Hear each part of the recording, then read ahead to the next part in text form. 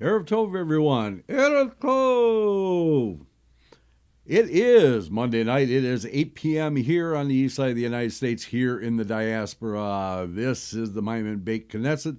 Therefore, it must be Zeyde's Story Corner. That's right, Zeyde's Story Corner. And I see everything is working. Yes, the computer is back. Everything is working, and we can proceed like we normally do, and that's good.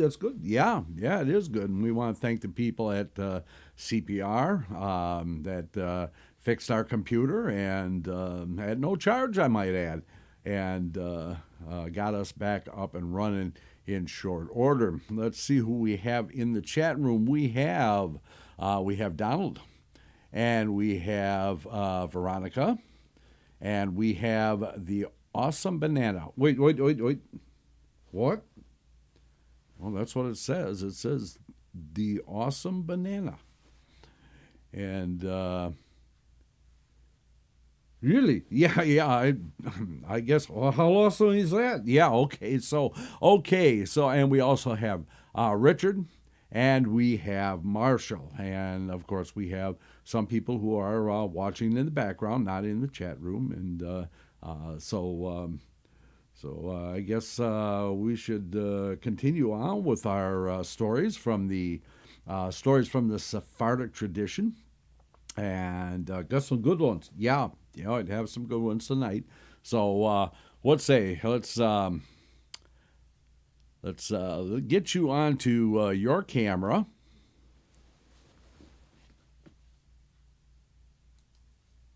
There I am. Okay.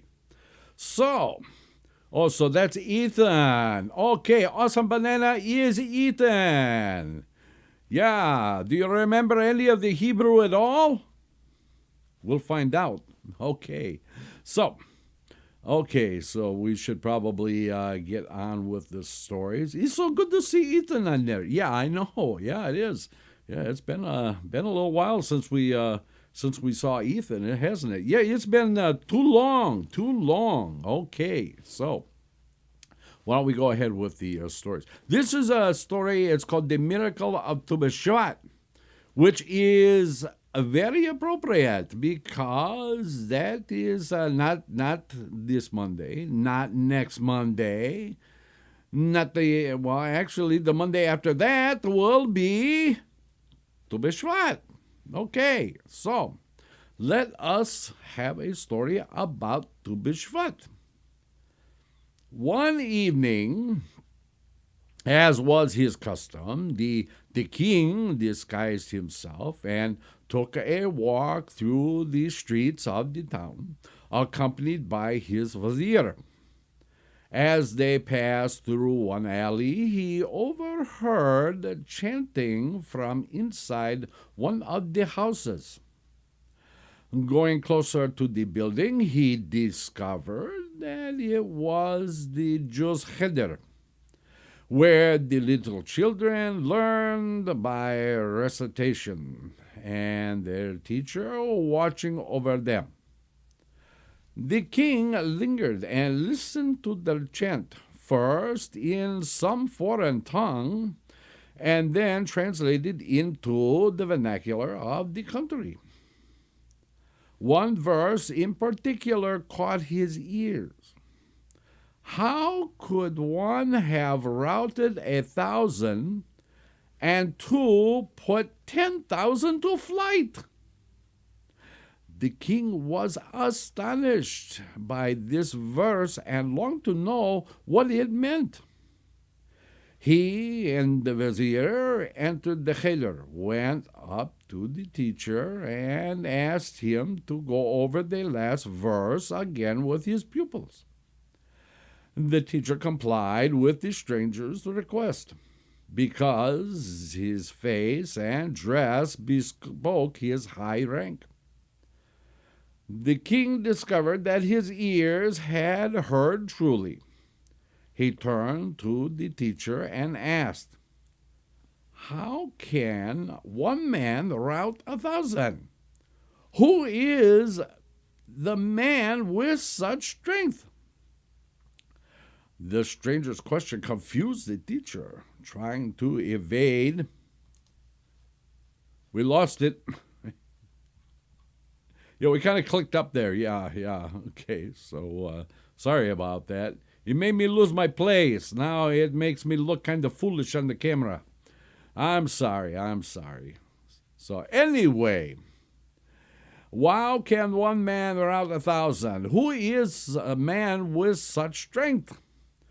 The stranger's question confused the teacher. Trying to evade an answer, he replied, "Sir, you must ask the question of the chief rabbi, who will be so kind as to answer you." The king left the cheder and returned to the palace. The next day, as soon as it was light, he ordered one of his ministers to summon the chief rabbi. The chief rabbi hastened to the audience. "Honored Rabbi," began the king, "yesterday evening I passed by your cheder. The children were reciting, and I overheard them chanting the verse, 'How could one have routed 1,000, or two put 10,000 to flight?' Now, I want to know what this means. How can one man rout 1,000? Who is a man with such strength? If such a man exists, I want to meet him." "Your Majesty," answered the rabbi, "our holy Torah is true, and everything written in it is true. There truly are men such that one can rout 1,000, and two put 10,000 to flight. They are called Bnei Moshe. They are all very tall, courageous, and dauntless, and live in a distant land." "If your words are true," said the king, "let one of these men come to me. I very much want to see him. But if you fail to fulfill my request, I will have all the Jews in my kingdom put to the sword." Why is it that they always want to put us to the sword? I don't get it. Yeah, that's just the way it's been, and probably the way it's going to be for a while, so I guess we probably should get used to it. I know, but it's ridiculous. Hopefully Moshiach will come soon and fix all this mess. Oh, my goodness. Okay, anyway, let's get back to the story. That's what I was saying. I know. Okay. So let's go. Okay. The rabbi seemed to sink into a trance for a moment. Then he asked the king to set a deadline for complying with his command. The king agreed. 31 days. The rabbi left the palace bitter and his soul and heartbroken. When the news spread in the city, the Jews were terrified. They donned sackcloth and put on ashes on their heads and decreed a fast for 3 days and 3 nights. 3 days isn't enough. You have to have the nights to go with the days. You know that. Yeah, I know that. They gathered in the synagogues and poured out their supplications to the Almighty, begging him to come to their assistance and nullify the evil decree. After 3 days, the Jews broke their fast. Criers gave notice in all the synagogues in the name of the chief rabbi, Mordecai Anshel ben Mordecai. I put that in there myself. Yeah, I know that. We know who Chief Rabbi Anshel ben Mordecai is. Well, maybe the people out there don't. Okay, we're getting away from the story. It's Rabbi Anshel who will be here tomorrow night. Anyway, they gathered in the synagogues and poured out their supplications to the Almighty, begging him to come to their assistance and nullify the evil decree. 3 days later, the Jews broke their fast. Criers gave notice in all the synagogues in the name of the chief rabbi. Keep going. That any man who was willing to volunteer to journey on behalf of the community to the land of Bnei Moshe should come and inform him. Among the worshippers was one scholar who was touched to the quick by the distress of his people. He stood up and said, "I will go." The next day, very early in the morning, the Jew went to the chief rabbi's house and asked for his blessing. The rabbi gave him instructions for his journey to the country of the Bnei Moshe and handed him a letter for their rabbi, in which he wrote about the evil decree and asked him to send swift relief to his flock in their great distress. Then he blessed the Jew and sent him on his way. The man left the rabbi's place and placed the letter inside his clothes, took provisions for his trip, mounted his donkey, and set out. Each day he rode and rode. At night he would climb a tree and sleep in its branches to keep out of the reach of wild animals. In this fashion the Jew traveled for many days until he reached a dense forest. In the evening, by following its path, he reached the bank of a broad river that cut through the forest. Worn out by his journey, he dismounted from his donkey, tied it up to the trunk of the tree, and ate his fill, and climbed up in the tree, as he did every night. He lay down in its branches and fell asleep. That night was the 15th of Shevat, the new year of the trees, when it is the custom of the trees to kiss and wish one another a good year, a good year. The tree on which the Jew was sleeping went to kiss his brother and sisters on the other side of the river, taking its sleeping burden with it. While the trees were kissing one another, the Jew rolled off into the second tree, but he was fast asleep and felt nothing. That is a sound sleeper. In the morning, you did it again. I can't help it. It's kind of scrolling on its own here. Okay. Now we have to find our place all over again.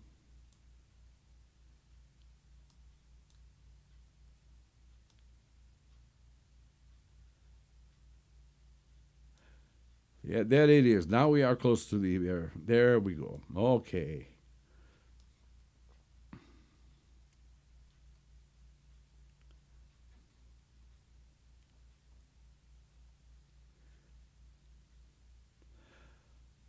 Okay, so we have the rabbi falls asleep. He gets transferred to the other side, and here we go. In the morning, the man woke up and climbed down from the tree and looked for his donkey. It was gone. He searched in every direction. His quest took him to a fountain where two tall young women were filling their jugs. As soon as the women glimpsed him and turned their heads and stared at him wide-eyed, when he came closer, one of them stretched out her hand and asked, Who are you? Where do you come from? What are you doing here?"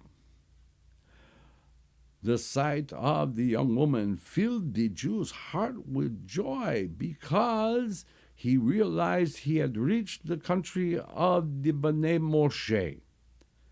Answering their questions, he told them his name and his city, and that he had been sent with an urgent and important message for the rabbi of this community. When the young women who were the rabbi's daughters heard this, they took the man to their father and told him about their encounter. Recognizing that the visitor was a scholar, the rabbi greeted him cordially, invited him to sit down, and asked to hear his story. The Jew took out the letter and handed it to the rabbi. After the rabbi read it through, he told the Jew, "Spend the night with us. Tomorrow I will send you back home. One of us will go with you so the king can see him." "Hurry quickly, my lord rabbi. Only one day remains until the deadline set by the king, and the Jews are in imminent peril." "Fear not," replied the rabbi. "The man will present himself to your king before any harm can befall the Jews." The next day the rabbi sent out a crier. "A great misfortune has occurred to the Jews in a distant city. Anyone who is willing to speed to their assistance and save them should come and inform the rabbi." One of the Bnei Moshe came to the rabbi. He had only one arm and was blind in one eye, but he said, "Send me." The rabbi was delighted. He gave the man instructions, blessed him, and sent him on his way. The man took the Jew under his arm and said, "Close your eyes." The Jew closed his eyes. "Now open them." The Jew opened his eyes. "Is this your hometown?" It is indeed, sir," replied the Jew. The emissary from Bnei Moshe sent the Jew on his feet. "Go tell the king that I am here and ready to come to his palace." The Jew ran to the rabbi's house, told him what had happened, and reported that an emissary from Bnei Moshe had arrived. The rabbi sped to the king and informed him, "A man has come from the Bnei Moshe and is standing outside the city gate waiting to enter." The king commanded, "Let him present himself before me." The emissaries started to enter the city to come before the king as ordered. Finding the streets too narrow for him, however, he began to knock over buildings that were in his way, to his left and to his right, so as to clear a path for himself. The town was alarmed, and a great wailing arose throughout it. The citizens rushed to the king's palace. "Your Majesty," they cried bitterly, "what have you done to us? Do you want the entire city to be destroyed?" The king, taken aback and frightened, sent for the rabbi. "Tell the man to stay where he is. Let him wait for me there, and I will go to him." The king ordered his chariot, readied, and climbed aboard with the rabbi. Then they rode to where the emissary was waiting.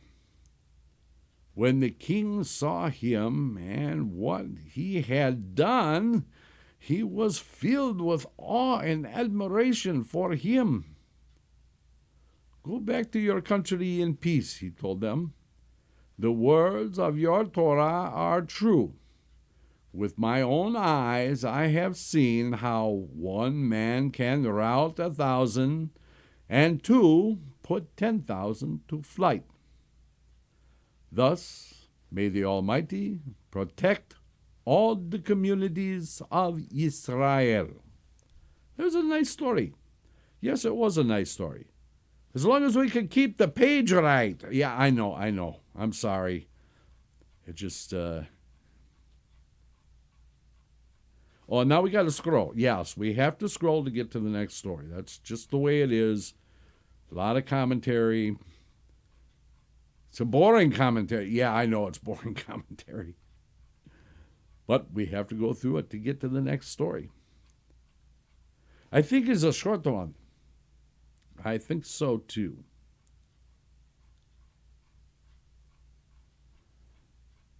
And more scrolling. I know a lot of notes on this. I mean, it wasn't that long of a story, but boy, there was a lot of notes on here. And even more notes.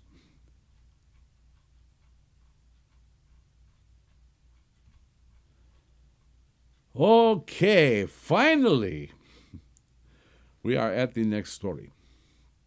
This story is called The Old Woman and the Wind. This is a wonderful little story. Long ago, there lived in Jerusalem a pious and God-fearing old woman who pursued justice all her days. But she was desperately poor, and only through back-breaking toil could she support herself and her grandson. One year there was drought in the country and great shortages in Jerusalem. Many found themselves with no food to eat. Nothing remained in the old woman's pantry to feed her grandson and herself, nor could she find work. To avoid starvation, she went out begging in the streets. Many people passed by, but they all ignored the woman and pretended not to see her. At the end of the day, though, one passerby stopped and said, "I have nothing to give you except some advice. Take that, at least, perhaps it will help. Every day there are porters carrying sacks of wheat here, the tithe for the temple. Follow them and collect the kernels that fall out of the sacks. Grind them into flour, bake it into bread, and save yourself from starvation." The old woman took the advice. The next day she followed the porters carrying the sacks of grain to the temple, collecting the spillage, kernel by kernel, throughout the day, and put them in the hem of her dress. When evening came, she found she had gathered so little that it hardly made sense to take it to the mill to grind it into flour, lest it get lost between the millstones. You know, the millstones have cuts in them. I know that. And that's what she was afraid of. Yeah, I know that. So she pounded the kernels in a mortar and formed the meal into 3 small loaves, which she placed on a small round copper tray. Then she came out to the fields to gather dry branches, lit the fire, placed the copper tray on it, and baked her bread. Before the loaves had finished cooling, a poor man appeared at her doorstep. "I am dying of hunger," he cried. "Give me a loaf of bread, or I will collapse before your eyes." The woman thought, "I have 3 loaves, and this poor man has nothing. How can I let him starve to death? Surely God doesn't want that to happen and would not forgive me if I did. So she gave the poor man 1 loaf of bread. The poor man blessed her and went on his way. Just then her grandson came in. I'm weak with hunger, he said. Her heart brimming with joy, the old woman gave her grandson the 2nd loaf of bread. Then she went to wash her hands before eating the remaining loaf. She had not had time to finish the blessing over the bread when a great wind blew up and became a raging tempest that overturned everything in its path. It caught up the copper tray and carried it away, the loaf of bread that was on it, far, far away until it vanished from sight. And there, my friends, we are going to pause. We are going to take our 6-minute break. And when we come back, we shall find out what happened to this poor woman's loaf of bread and what is she going to do now. Okay. So, everybody, please stay tuned. We'll be back in 6. Let's all go to the lobby. Let's all go to the lobby. Let's all go to the lobby to get ourselves a treat. Delicious things to eat. The popcorn can't be beat. The sparkling drinks are just dandy. The chocolate bars and the candy. So let's all go to the lobby to get ourselves a treat. Let's all go to the lobby to get ourselves a treat. It's intermission time, folks, so hurry, hurry, hurry. Step right over to our refreshment center for the most extravagant array of refreshment goodies ever assembled under one roof. Enjoy breathtaking, mouth-watering goodies, everything from a snack to a delicious full meal. At our refreshment center, you'll find a large variety of goodies to satisfy your hunger, your thirst, or your sweet tooth. So hurry, hurry, hurry. Visit our refreshment center now. The show starts in 5 minutes.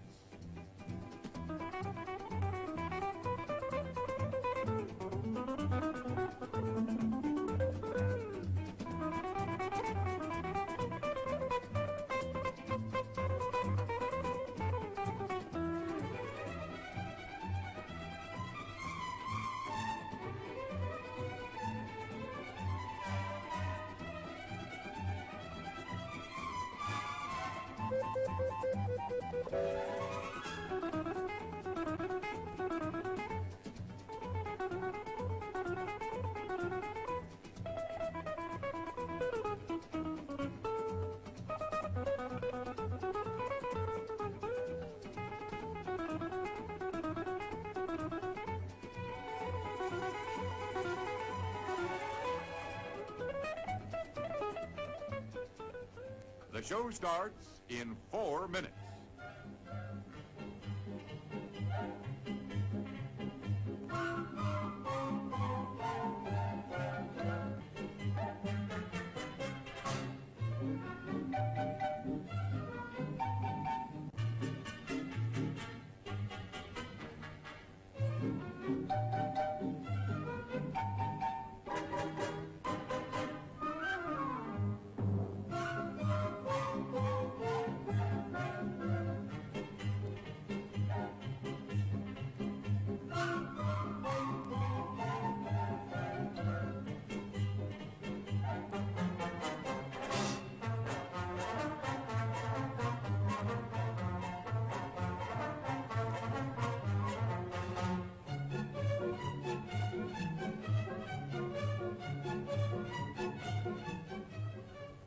The show starts in 3 minutes.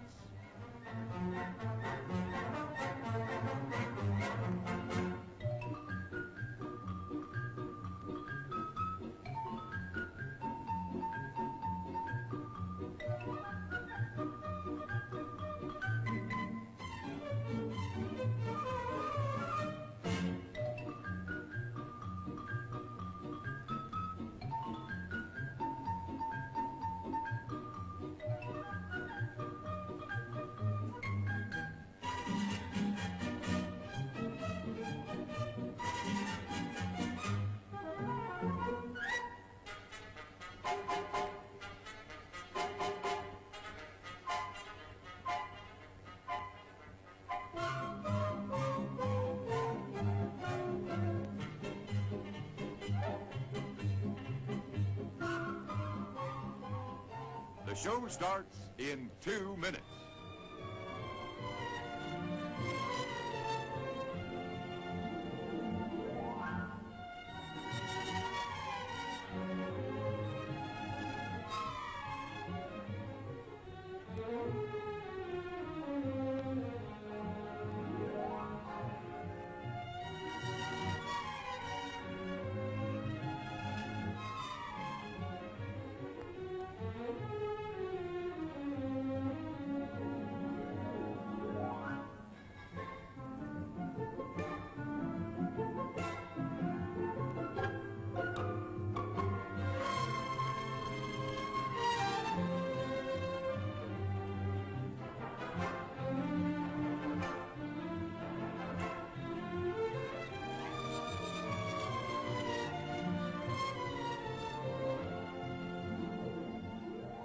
The show starts in 1 minute.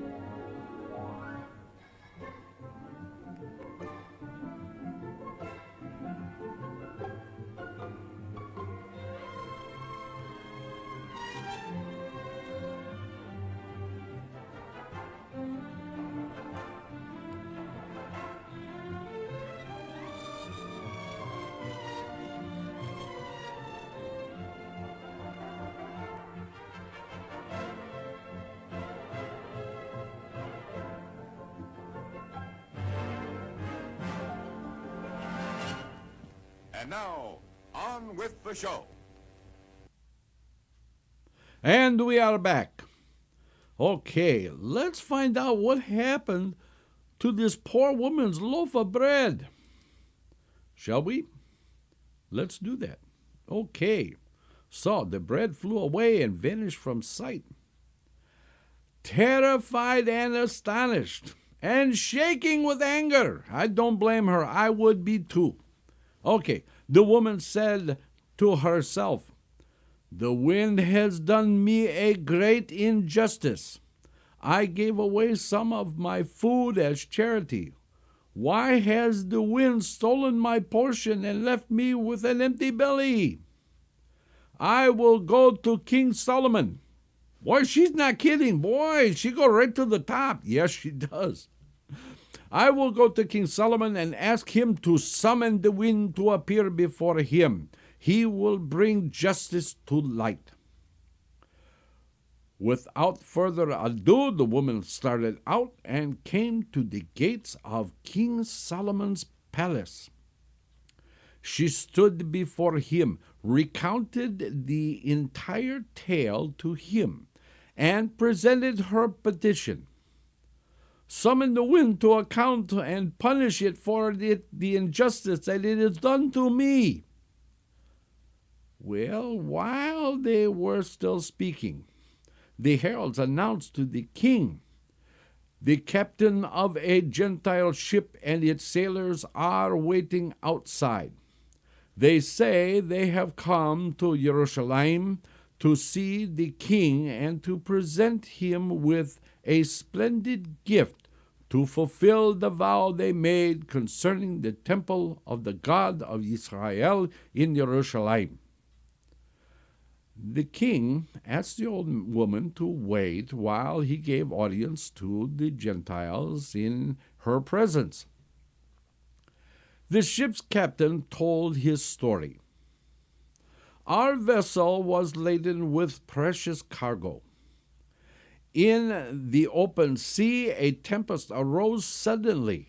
None of us can remember its like. We thought the ship was going to break up and sink with all hands, because the storm stove in one side of the hull, and the water began to pour into the hold. I, the captain of the ship, and all the sailors began praying to our gods to rescue us from death, each in his own tongue. But the storm got worse, and salvation seemed beyond reach. Then we remembered the God of Israel, who alone works wonders, and prayed to him. We vowed that if he saved us from our plight, we would consecrate all the goods aboard to his temple in Jerusalem. We were still praying when we saw something fly through the air, borne aloft by the wind. It came closer to the ship, flew right into the gash in the hull, and sealed it shut. At once the wind began to die down, and the waves began to abate. When we looked to see what had stopped up the hole in the hull, we discovered that we had been saved by a loaf of bread. The God of Israel heard our prayer and rescued us from death. Now we have come to fulfill our vow, bringing all our cargo, which is dedicated to the temple of God of Israel. King Solomon turned to the old woman. "Do you recognize this loaf of bread?" he asked her. "It's mine." The king spoke. "With your own ears you heard this, and certainly must realize that the wind is innocent. It had to bring relief without delay to save those in imminent peril of death." Then the king turned to the captain. "Know that the loaf belongs to this woman.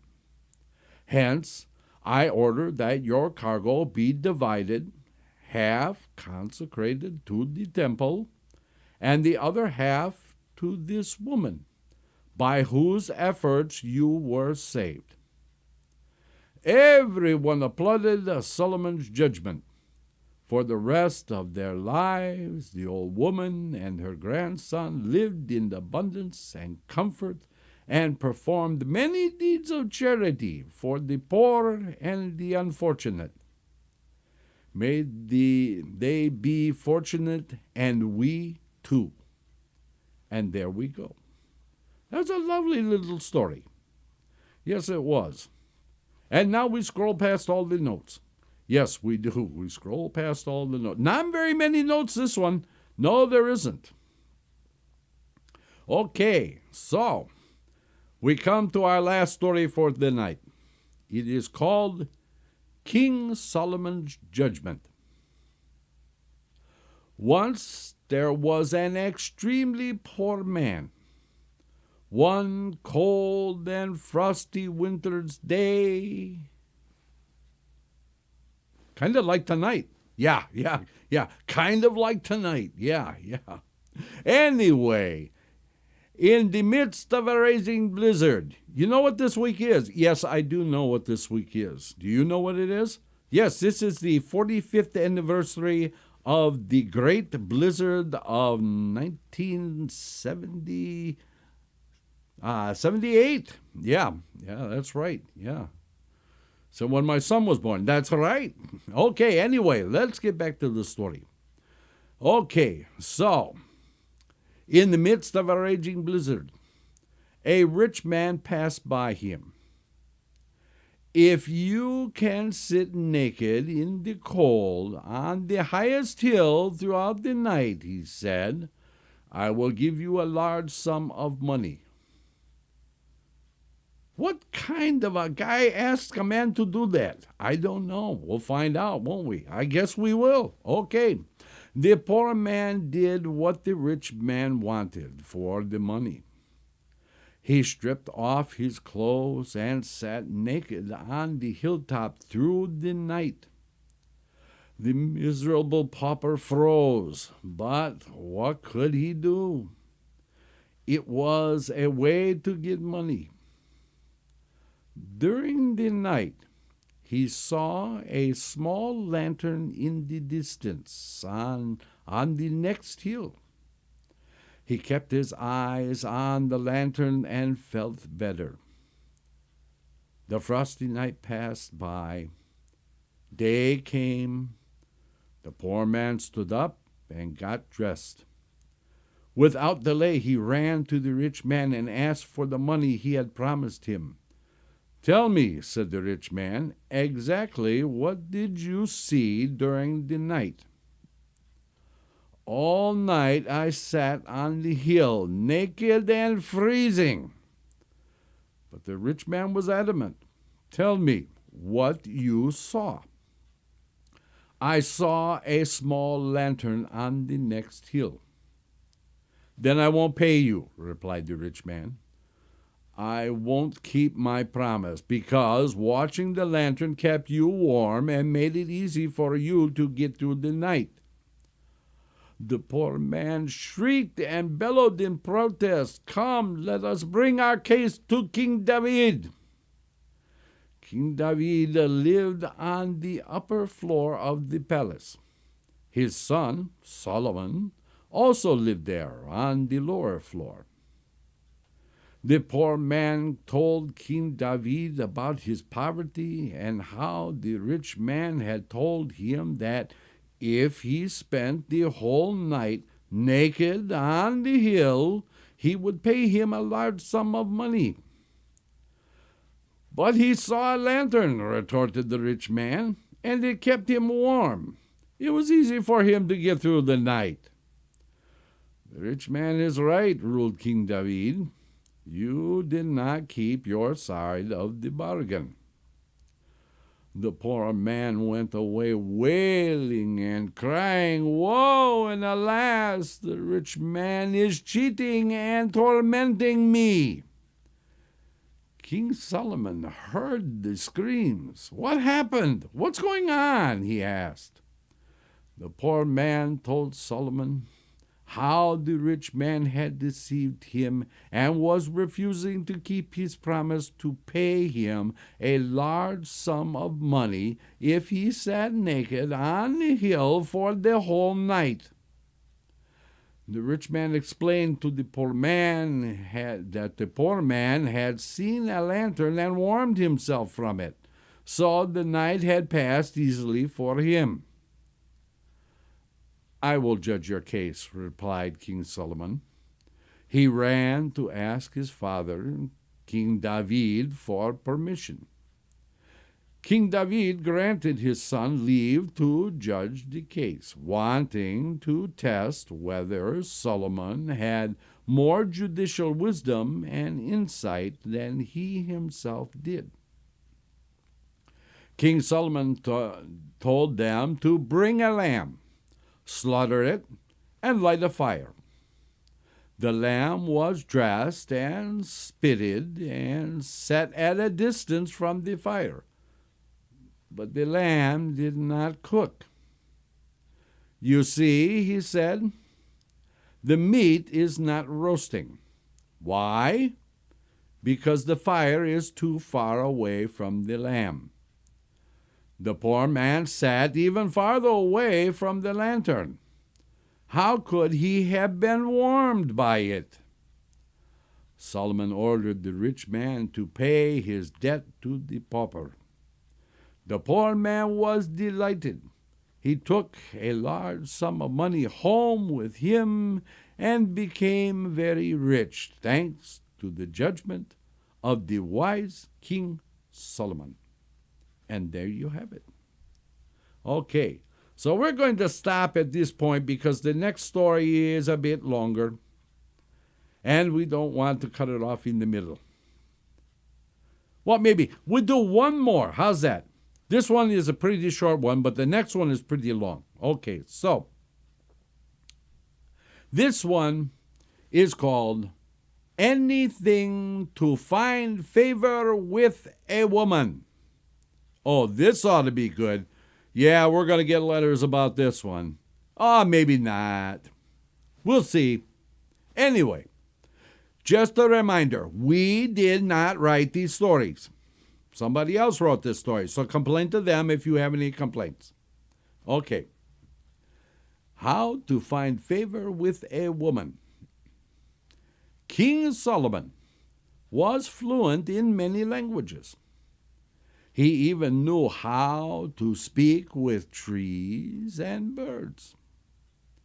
One day, he overheard a conversation between two birds who were perched in a tall tree. The male bird was telling the female, "Do you know that I could destroy King Solomon's palace and his entire temple?" "How can you do that?" asked the female. When King Solomon heard this, he got very angry and called the male bird down to him.